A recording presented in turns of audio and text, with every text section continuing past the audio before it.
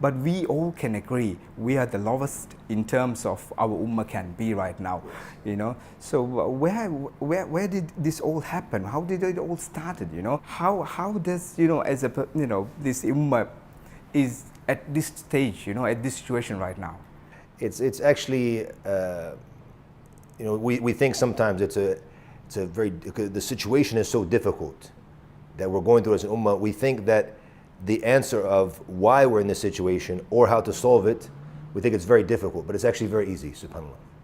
It can be said in action in a few words, and it's all in the Quran and the Sunnah of our beloved Prophet sallallahu alaihi wasallam.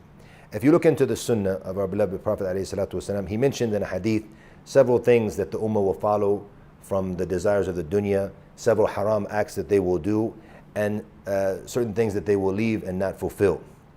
And he said, once these things happen, he said, alayhi salatu wasalam, sallallahu alayhim dhulla, that Allah will put a humiliation upon them.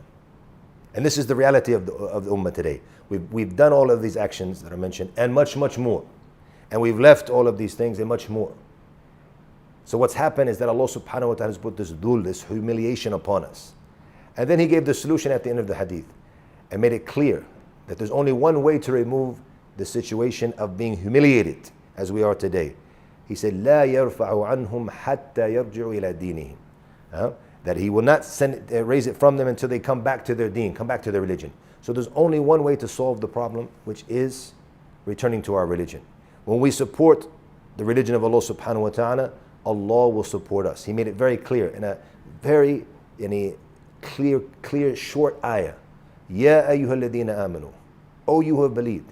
In tansurullah yansurkum. That if you support Allah, Allah will support you. You want Allah's help, then you have to strive for the religion of Allah subhanahu wa ta'ala. You have to obey Him. So when we strive to obey Allah subhanahu wa ta'ala, then the nasr and the victory and the help and the assistance from Allah will come right away. Umar ibn Khattab radiallahu anh, he said it in a very profound way, a very beautiful way. If you look in history, the Arabs were one of the lowest known to mankind. Nobody even wanted their country. The superpowers of that time, which was in Persia and Rome, they didn't even try to conquer them because they were useless. There was nothing there for them except for sand. So nobody even wanted their country, subhanAllah. So they were a nation of worthless at that time, honestly. But then they became the most honored nation. They became the top and everything. And throughout history, they started to become stronger and stronger, more powerful, and they became leaders. So how does someone come from being all the way at the bottom to being all the way at the top? He said, Umar ibn Khattab radiallahu anh, نحن قوم أعزنا الله بالإسلام. That we are a nation, Allah has honored us through Islam. فَلَمَّا ابْتَغَيْنَا الْعِزَّ فِي غَيْرِهِ أَذَلَّنَا اللَّهِ. So when we look for honor in other than Islam, Allah will humiliate us. Once again, being humiliated because we're looking for the solutions and other than Islam. So this is the reality of why we've reached where we reached today.